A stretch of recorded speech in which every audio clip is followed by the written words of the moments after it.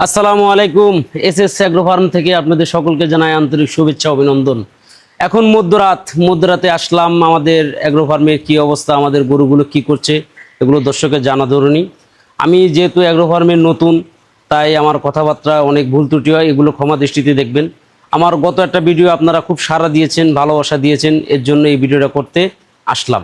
আসেন আমরা দেখাই আপনাদের অ্যাগ্রো ফার্মে, আমাদের অ্যাগ্রো ফার্মে কী কী অবস্থান, বর্তমান গরুগুলো কি করতেছে। মূল বিষয় হলো, আপনি শুধু টাকা দিয়েই অ্যাগ্রো ফার্ম করলেই হবে না। অ্যাগ্রো ফার্ম করতে গেলে আপনার অনেক কিছু লক্ষ্য রাখতে হবে। আপনার কর্মচারী হয়তো গরুদের খাবার টাবার দিয়ে তারা চলে গেছে, কিন্তু আপনি যদি এটা পর্যবেক্ষণ না করেন তাহলে আপনার অ্যাগ্রো ফার্মের উন্নতি করা সম্ভব নয়। অ্যাগ্রো ফার্ম করতে গেলে অনেক কিছু মাথায় নিয়ে কাজ করতে হবে। দেখেন আমাদের গরুগুলো রাত্রে খাবার খেয়ে এখানে সব শুয়ে আছে, কিছু কিছু গরু জাবর কাটতেছে।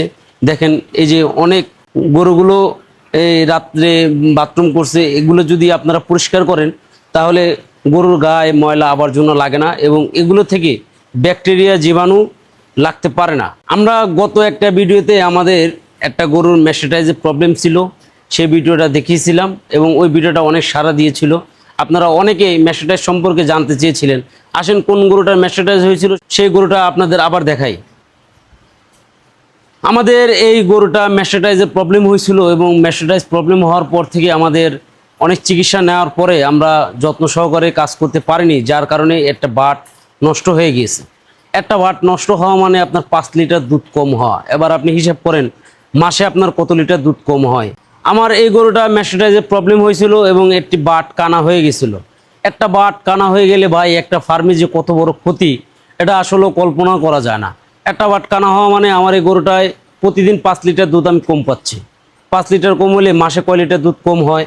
এবং একটা গরু যেহেতু 6 থেকে 7 মাস দুধ দেয়, সেক্ষেত্রে আপনার 6-7 মাসে একটা গরুতে কত ক্ষতি হয় এটা আসলে হিসেব করে বলা খুব কঠিন। এর জন্য অ্যাগ্রো ফার্ম করতে গেলে 4টে বিষয় মাথা রাখা খুবই জরুরি: পরিশ্রম, সময়, দায়িত্ব ও ঝুঁকি। পরিশ্রম যদি আপনি না করেন অ্যাগ্রো ফার্মের সফলতা আসা কখনোই সম্ভব না। দেখেন আমার অ্যাগ্রো ফার্মে এখন কেউ নাই, কর্মচারীরা যার যার মতো চলে গেছে। এখন এটা আপনার পরিশ্রম করতে হবে। আপনার কোন গরু কি খাচ্ছে, কতটুকু খাচ্ছে এবং এদের যত্ন নেওয়া হচ্ছে কিনা সেটা আপনার খুবই দেখতে হবে। এটা দায়িত্বের ভিতরে পড়ে। সময়, আপনার প্রচুর পরিমাণে ফার্মে সময় দিতে হবে ভাই।